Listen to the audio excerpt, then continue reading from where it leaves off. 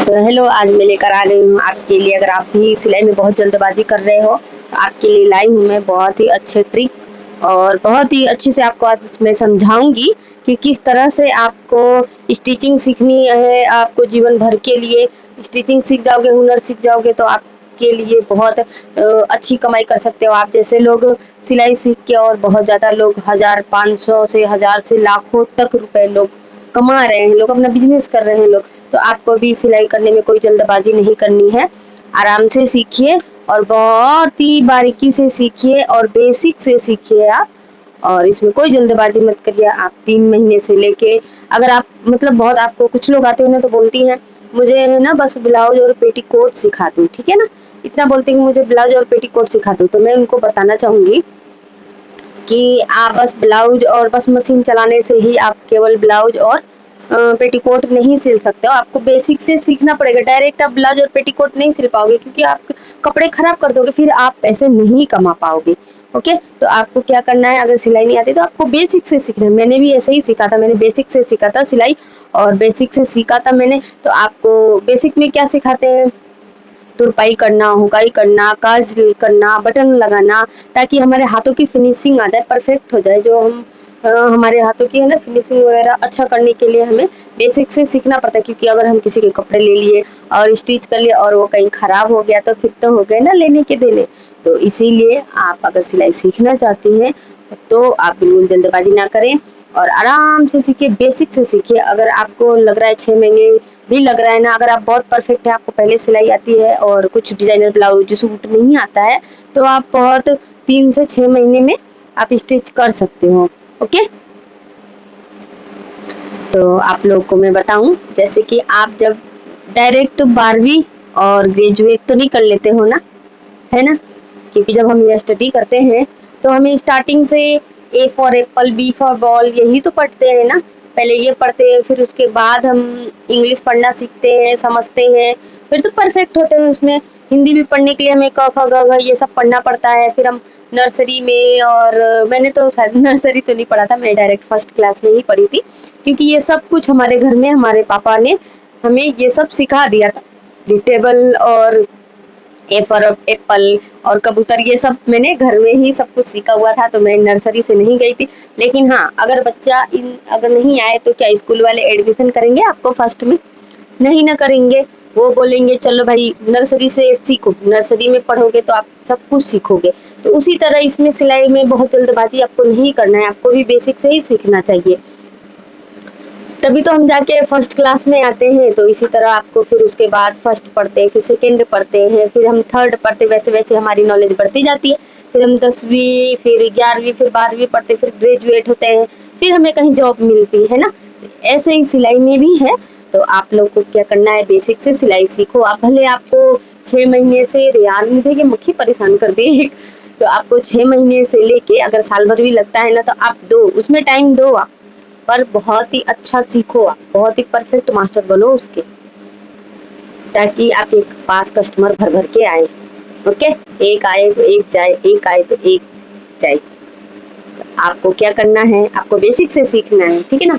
मेरे पास भी आती है ऐसे सीखने के लिए, तो उनको मैं बेसिक से ही सिखाती हूँ। मैं वो बोलती है ना मुझे कि उनको आता है कि ये चीज़ आ रहा है, मुझे ये चीज़ बता दीजिए, तो मैं उनको फिर वो मैं हिंट जो मतलब कुछ कुछ नहीं होता है तो मैं वो भी बता देती हूँ। ऐसा नहीं है जिसको नहीं। मेरे पास एक बच्ची है, उसको मैंने काज, बटन और हुकाई, तुरपाई ये सब मैंने करवा दिया। उसको कई बार उसने बनाया बिगाड़ा, बनाया बिगाड़ा, अब वो परफेक्ट हो गई है। पर वो अभी भी गला वगैरह नहीं बना पा रही है, गले में उसको बहुत प्रॉब्लम हो रही है, गले में दिक्कत हो रही है, गला वो सही से नहीं बना पा रही है। मैं बैठ के उसको टाइम देती हूँ ताकि वो भी बच्ची सीखे, जो लोग भी मेरे पास आ रहे हैं वो भी सीखे। तो बहुत ही बेसिक से सिखाती हूँ मैं उनको, और सीखे तो वो बिल्कुल परफेक्ट हो जाए और मास्टर बने और बहुत ही अच्छा अपना मतलब सब कुछ उसको सिखाया मैंने। और अभी आगे भी और भी टाइम लगेगा। तो आप लोग है ना ऐसे मत सोचा करो। उसके पापा बोल रहे थे उसको मतलब उस बच्ची का मन तो नहीं है, क्योंकि वो बोर हो गई है एक ही चीज़ को बार-बार करके, तो मैं उसकी हेल्प कर देती हूँ। सिलाई खराब हो जाती है तो वो खोलने में बहुत टाइम लेती है, तो मैं थोड़ी हेल्प करा देती हूँ। मैं सिलाई निकालने में वैसे मुझे भी बहुत ज़ोर आता है, पर मैं उसकी सिलाई को निकाल के दे देती हूँ, क्योंकि वो बच्चे अब हम लोग के एक्सपर्ट हो गए, हम लोग को पता है कि कौन से कपड़े पे किस तरह सिलाई एक बार में ही खोल देते हैं, कौन सी आराम-आराम से खोलते हैं कि कहीं कपड़ा ना खराब हो जाए। तो उसकी मैं हेल्प कर देती हूँ, वो परेशान हो जाती है। उसकी दादी चाहती है, उसकी मम्मी चाहती है कि ये सिलाई सीखे, और वो बोर हो रही है, उसका ये मन मुझे ऐसे लग रहा है, वो सोच रही है कि नहीं अब बस इतना ही सीख लिया, और हँसने लगती है वो, और उसके चेहरे की उदासी मुझे नज़र आती है। तो मैं उसे समझाती हूँ कि बताओ तुम जब पढ़ रही थी, जब तुम्हें इंग्लिश भी पढ़ने नहीं आता था, हिंदी भी नहीं पढ़ना आता था, तो किस तरह सीखा? स्टार्टिंग से सीखा ना। तो मैं उसे बहुत मोटिवेट करती हूँ, ताकि वो समझ सके कि सिलाई बिल्कुल एकदम एक दिन में नहीं सीखी जा सकती है। एक ही चीज़ को वो 4-5 दिन लगाती है, फिर सीखती है वो।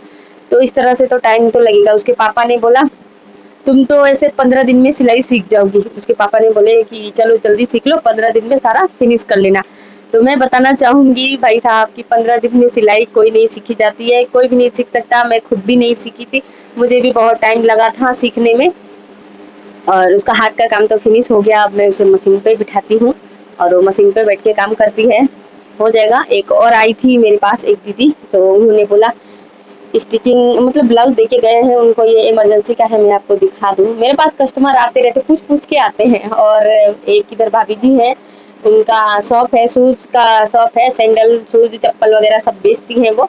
और उनका बहुत-बहुत दिल से धन्यवाद करती हूँ मैं, क्योंकि वो बहुत ज़्यादा कस्टमर मेरे पास लाती हैं। उनकी ब्लाउज़, उनकी मम्मी का ब्लाउज़, फिर उनकी देवरानी का ब्लाउज़, उनकी जेठानी का ब्लाउज़, उनकी बहन का ब्लाउज़, उनका खुद का ब्लाउज़ मैं स्टिच करती हूँ। क्योंकि उनको यहाँ पूरा पर्वतपुरा जो मेरा एरिया है, पूरा इस एरिया में उनको किसी के हाथ का ब्लाउज सिला हुआ उनको पसंद नहीं आता, केवल मेरा। तो मैं जब सिलती हूँ तभी उनको अच्छा लगता है, और वो सिलवा के जब भी गाँव जाती हैं तो वो लेके जाती हैं।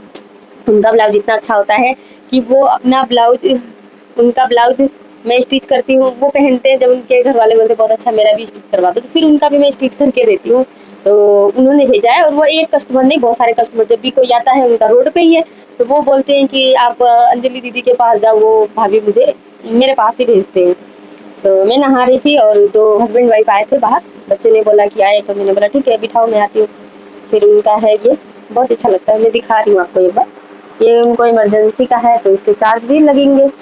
देखो अगर आपके पास सिलाई स्टिचिंग बहुत अच्छा आप करते हो, तो आप वाजिब दाम लो। आप है ना, जैसे ऐसे नॉर्मली रेट लेते हो ना, तो इमरजेंसी का तो आपका मेहनत भी तो लगेगा, सारे हम काम छोड़ेंगे, काम छोड़ के और ये काम करेंगे, तो फिर पैसे भी तो लेना पड़ेगा ना। तो कस्टमर से किस तरह से डील करनी चाहिए पैसे की, तो वो भी आपको देखो ऐसे लेना चाहिए। जैसे मान लो कि डिजाइनर ब्लाउज है, आप देख सकते हो, है ना, तो इसमें हमारे सुई टूटने का भी बहुत खतरा होता है, तो उसका बिल पैसे कौन भरेगा? अगर हम किसी कस्टमर को बोलते हैं आपकी इस ड्रेस में हमारी सुइयाँ टूट गई है, तो वो तो मानेगा नहीं, कहेगा वो तो होता रहता है, वो तो आपकी प्रॉब्लम है। तो ये इमरजेंसी का होता है, और इस तरह से तो मैं इस ब्लाउज का मैंने उनको बोला मैं 500 लूँगी, ठीक है। तो उन्होंने बोला ठीक है, मुझे ये कल तक मैं 12 बजे तक आऊँगी। उन्होंने बोला कोई बात नहीं, आ जाना। तो वो तो वैसे बोल रहे थे आज शाम को ही, तो उन्होंने दिया है कब मुझे, ये दिया है मुझे 3 बजे उन्होंने दिया है, ठीक है। अब 3 बजे से फिर आपको पता ही है, 3 से अभी 3 और देखते-देखते 3:30 4 साढ़े 4 बज जाएगा, मेरा कोचिंग का टाइम हो जाएगा। फिर कोचिंग खत्म होते में चाय नाश्ता खाना-पीना सब ये करना होगा, मेरे पास टाइम नहीं मिलेगा। तो मैंने बोला ठीक है कल तो मैं इसको रात को कटिंग कर लूँगी, रात को क्या मैं अभी इसको कटिंग कर लूँगी, करके रख लूँगी, और थोड़ी रात को स्टिच कर लूँगी, और सुबह तक दोपहर तक मैं इसको रेडी कर लूँगी। तो मैंने उनको बोला, तो उन्होंने बोला ठीक है कोई बात नहीं, सब ब्लाउज बनाते हैं मेरा, तो यहाँ से जब ये हाथ ऊंचा करते हैं ऐसे ना, तो मेरा ये चेस्ट बाहर आ जाता है, ऐसे यहाँ से दिखता है, ये प्रॉब्लम होती है। तो है ना, इस वजह से उन्होंने बोला कि नहीं आपका मैंने सुना है, उन्होंने बोला कि वो बहुत अच्छा सिलते हैं, इसलिए हम आपके पास आए हैं। मैंने उनको बोला, विश्वास दिलाया, आप टेंशन मत लो, एक बार ब्लाउज सिला के जाओ फिर बार बार आप आओगे। तो उन्होंने बोला आप सिखाते हैं? मैंने बोला हाँ मैं सिलाई भी सिखाती हूँ, और उनको पैसे की भी बोला। तो उन्होंने कुछ बोला नहीं, पर उनका मन था। मैंने बोला उनको आगे का चाहिए कि पीछे का चाहिए, तो वो बोले आगे का। फिर उनके हस्बैंड बोले नहीं नहीं पीछे वाला हुक वाला बोले। मुझे कोई प्रॉब्लम नहीं है, मुझे तो स्टिच करना है, बस कस्टमर जैसे खुश हो जाए और क्या। तो और हाँ, आपके पास है ना मशीन का, ये नहीं कि मुझे जैक वाली चाहिए ये वाली चाहिए। आपको मैं बता दूं मेरे पास 25,000 की भी मशीन है, 4,000 की भी मशीन है, फिर ये वाली भी मशीन है, पर मुझे सबसे ज्यादा अच्छा लगता है इस मशीन पे सिलना। और मैं कार्ड वगैरह मशीन से बनाती हूँ, हाथ से भी बनाती हूँ, उसमें क्या जल्दी हो जाता है ना। तो आपको ये नहीं देखना है कि मैं सिलाई सीख रही हूँ तो मैं डायरेक्ट सिलाई कुछ आया नहीं मेरे पास और मैं डायरेक्ट जैक की, जुकी की बड़ी बड़ी मशीनें ले लूँ, नहीं, ये अभी नहीं करना है आपको। आपको लेने का इच्छा होगा आप लेना, पर आप सबसे पहले छोटी मशीन पे ही ट्राई करना, ओके। फिर उसके बाद जब आप परफेक्ट हो जाओ फिर आप ले लो, फिर आप भी कमाओ लाखों में। चलो ठीक है, तो अब हम पेशेंस रखने की ज़रूरत है भाई, सिलाई सीखनी है तो आपको सबसे ज़्यादा पेशेंस की ज़रूरत है, ठीक है ना। मैं भी ऐसे ही बहुत पेशेंस रखा फिर जाके सीखा मैंने। तो चलो मिलते हैं फिर नेक्स्ट वीडियो में। आई होप आपको वीडियो अच्छा लगा हो तो लाइक करना, शेयर करना और सब्सक्राइब करना बिल्कुल भी ना भूलना। तब तक के लिए बाय बाय, राधे राधे।